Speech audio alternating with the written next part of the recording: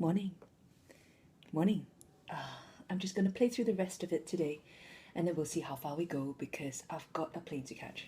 So we were on the dum da da da da da da da da da da da da.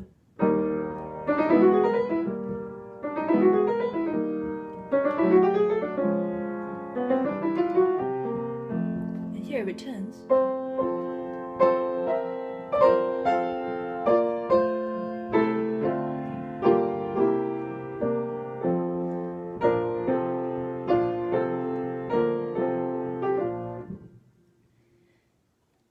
You have the same melody coming back, but Chopin increases that sense of tension by curtailing it curtailing it unexpectedly, just when you were expecting the melody to go on.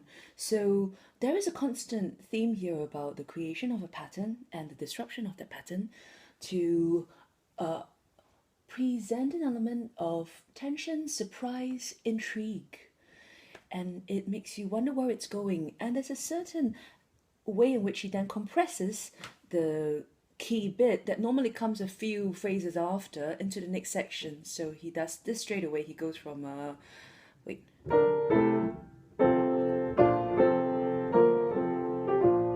long pause,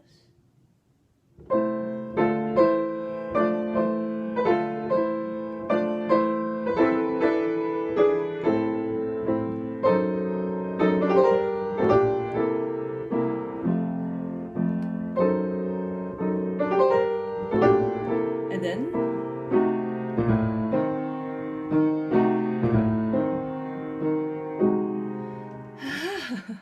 sorry, see me doing that a lot because all of a sudden you can hear the melody shifts from the right hand.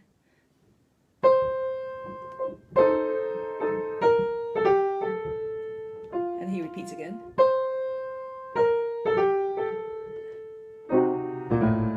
And then it goes to the left.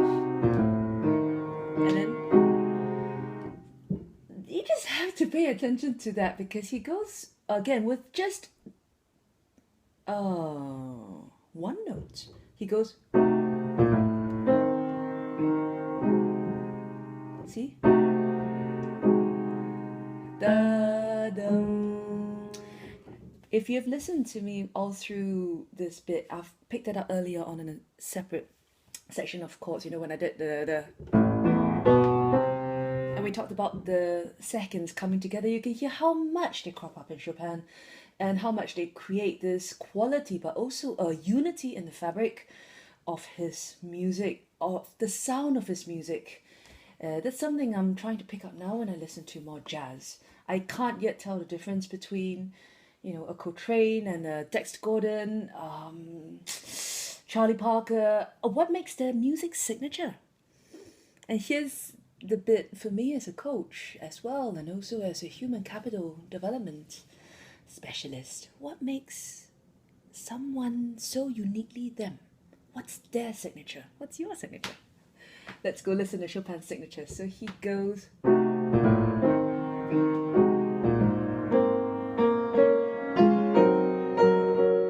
So here he introduces a new element because in the past we were more used in the previous section of the piece to having big chunks of melody on the right and then sort of big chunks of melody on the left.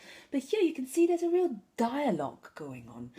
The ball gets passed from one player to the other, much more quickly. And there's this lovely, almost, for me, operatic. Now, I don't know much opera, but, I've been to a couple of really lovely ones. A very dear friend brought me to see Don Giovanni in Holland Park, which is great. And I watched the sort of duets going on where, the tenor will have a certain fragment of a tune, and then basically that carries on seamlessly to the soprano and sort of back and forth. And this is a sort of quality that I get in this as well. And just to give you a bit of a preamble, it creates interest. What happens when two people talk to each other? They exchange ideas, sometimes they're arguing, sometimes they're flirting, sometimes they're sort of pacing around each other, about to get into a fight. There's just something about, again, if I were to take the analogy forward, when you've got that same narrative that's being sort of passed back and forth, it creates energy. Let's see what energy this creates, okay?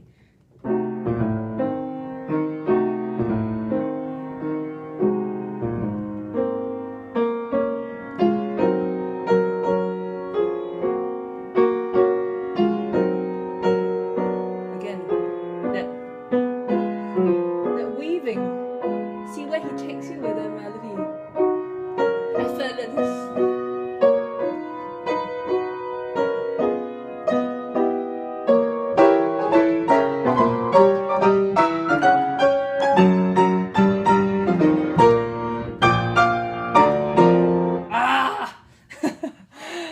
That's what happens to me when I'm normally playing by myself. I told you I'm not good enough yet, and I wanted to get that chord progression perfect, but I can't. So let me stop, display my imperfection and my irritation. But you hear that energy that I was referring to, that it gets shorter and shorter, and then basically all of a sudden it goes and leads into this amazing chord progression. And I've talked enough about chords here. Suffice to say that the sonority of the creation of the chords and the line is just extraordinary. You just have to take it from me, okay? Because if I keep on talking like this, I'm never going to finish. So we will let me pick a place to start.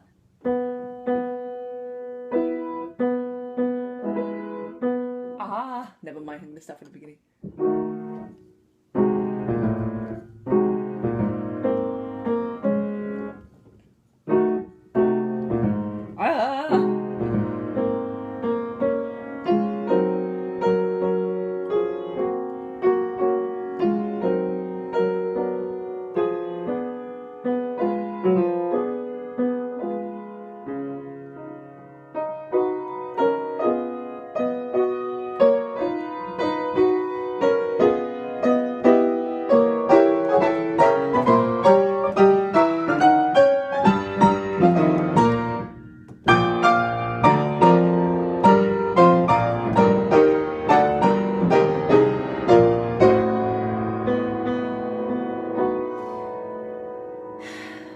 What an odd chord this is. And then, you see, it doesn't normally sound very nice played together, but he splits it, and it's almost as if it's like the golden thread. And there's almost this sense of compulsion to go, where is this leading me?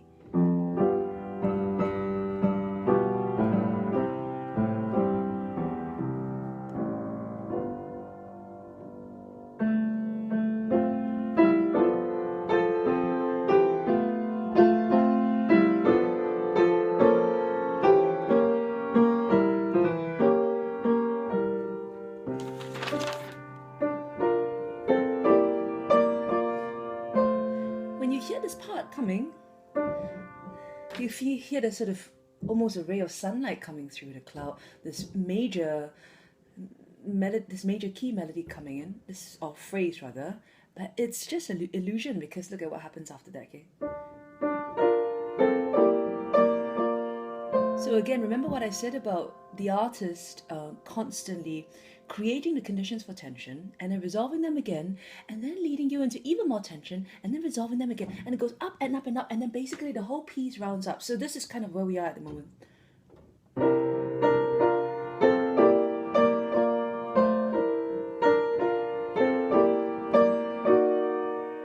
See?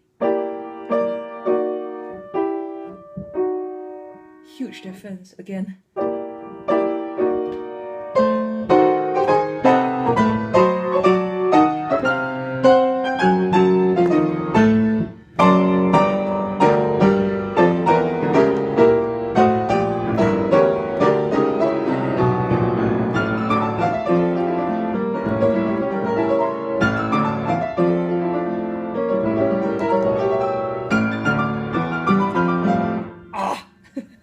So what we're just seeing is the second section of the chords going up. And marvelous things happening in both the right hand and also in the left hand. So you have the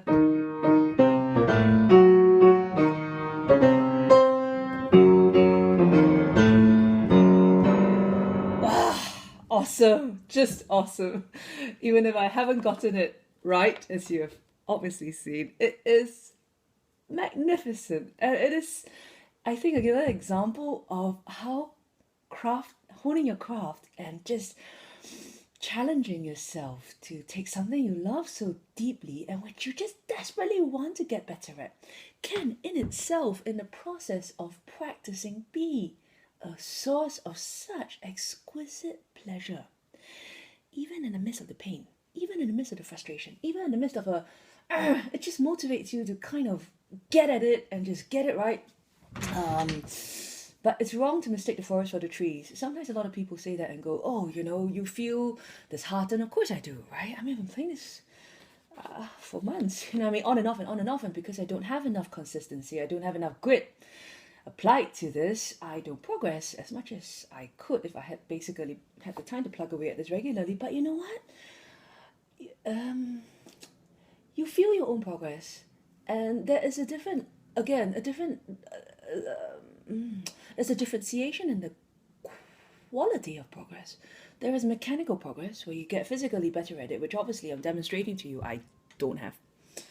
But there's also almost a psychological, emotional, spiritual progress where the more you struggle, the more you go through the piece, the more you embed it inside you, the more you carry it, the tune literally in your head, wherever you go. And actually, one of the things that I already saw in Baroness Greenfield's talk at the Royal Institution a couple of years ago, she was talking precisely about the efforts of mental practice, and this is it, that there is so much that you are practicing even if your fingers are not actually on the keyboard.